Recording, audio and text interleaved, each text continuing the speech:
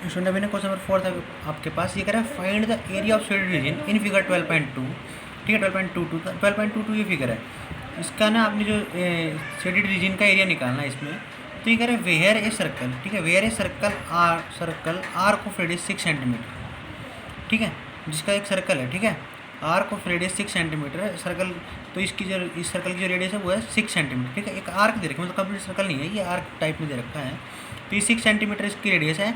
Has been drawn with vertex, जो O vertex से आ रही है, यानी कि ओ से लेकर यहाँ तक की जो दूरी है वो 6 सेंटीमीटर है।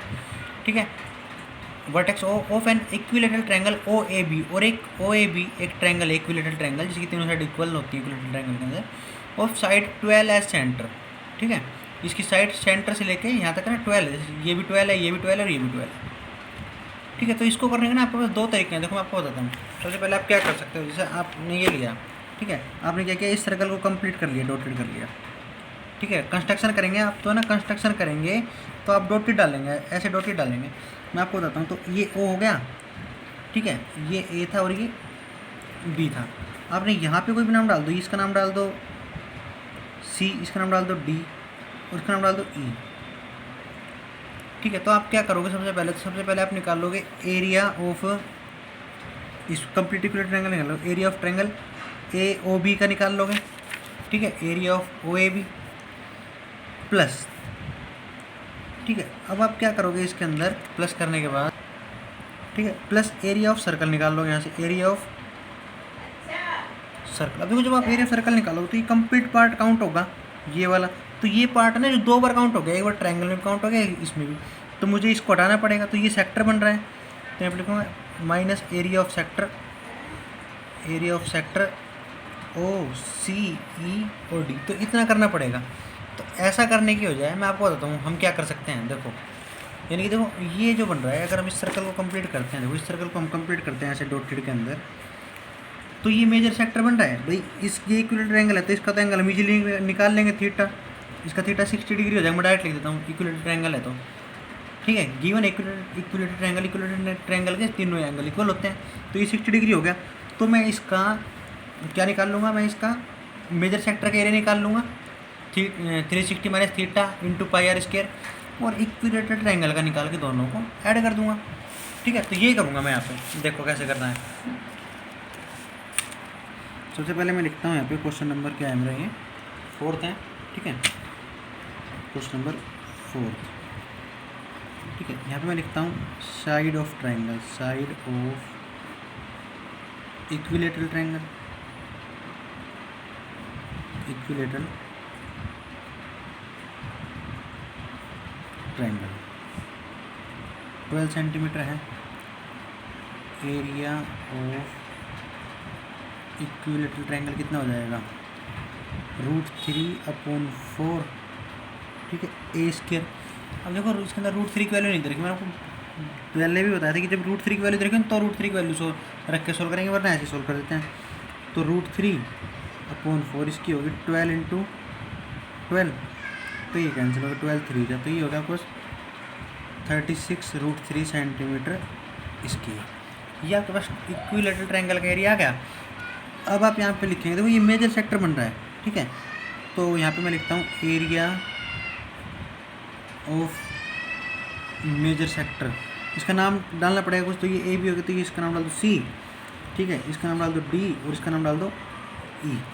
ठीक है, ऐसे डाल दो A B C D E, A B C D E कर देते हैं। ठीक है, ये बात समझ में आ गई। अब देखो एरिया ऑफ मेजर सेक्टर में लिखता हूँ ओ सी डी ई। अब यहाँ पे मुझे थीटा देखना पड़ेगा, तो थीटा आपको पता है ये इक्विलेटरल ट्रायंगल है और ये इक्विलेटरल ट्रायंगल की हेल्प से ही बन रहा है। ठीक है, तो थीटा कितना हो जाएगा, लिख दूँ मैं 60 डिग्री। क्यों, हमें पता है भाई इक्विलेटरल ट्रायंगल के जो तीनों एंगल होते हैं वो 60 डिग्री के होते हैं। ठीक है, और इससे ये भी लिख सकते हैं आप कोमा लगा के कि जो ट्रायंगल ए ओ बी है इक्विलेटरल ट्रायंगल है, ये equilateral triangle, so angle O is 60 degree, तो ये थीटा हो गया 60 डिग्री। ठीक है, अब रेडियस दे रखी है आपको, रेडियस होगी आपके पास कितनी, 6 सेंटीमीटर। और मेजर सेक्टर का एरिया का फॉर्मूला क्या होता है, एरिया ऑफ सेक्टर लिख देता हूँ यहाँ पे, area of sector O C D, तो ये हो जाएगा 360 minus theta upon 360 into pi R square. तो 360 डिग्री माइनस थीटा यानी कि 360 डिग्री, थीटा की value 60 degree upon 360 degree into pi R square है। ठीक है, तो पाई की वैल्यू 22.7 और 6 इंटू 6, तो ये हो गया 300 अपॉन 360 इंटू 22.7 इंटू 6 इंटू 6। 10 से 10 कैंसिल हो गई। ठीक है, इसको 6 से कर देते, 6 5 30 और 6 6 36, 6 से 6 कैंसिल हो गया। तो ये आ जाएगा ऊपर ऊपर की प्रोडक्ट हो जाएगी, आ जाएगा बस 110 अपॉन, ठीक है सॉरी 110 और ये आएगा 660 सेंटीमीटर स्क्वायर अपॉन 7। अब मैं यहाँ पे लिखता हूँ area of shaded region, area of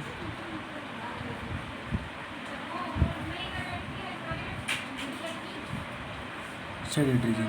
तो एरिया ऑफ शेडेड रीजन हम क्या लिखेंगे यहाँ पे, एरिया ऑफ शेडेड रीजन के लिए मैं यहाँ पे लिखने वाला हूँ कि area of small area of triangle, equilateral triangle था ना मेरे पास, O A B plus area of major sector, इसका क्या नाम था, O C D E, sector O C D E कर देते हैं। तो area of O A B करते हैं, तो area of O A B हो गया 36√3 प्लस ये हो जाएगा 660.7। एलसीएम ले लेते हैं, एलसीएम आ गया आपके पास 7, तो 36 7 जा कर देते हैं,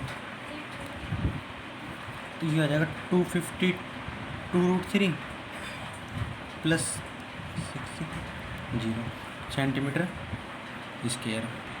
ठीक है, ये आप इसको इतना भी छोड़ सकते हो, सेंटीमीटर स्क्वायर इतना छोड़ दोगे तो कोई दिक्कत नहीं, इतना छोड़ दोगे तो भी कोई दिक्कत नहीं। ठीक है, आपने ऐसे करना है क्वेश्चन। Thank you.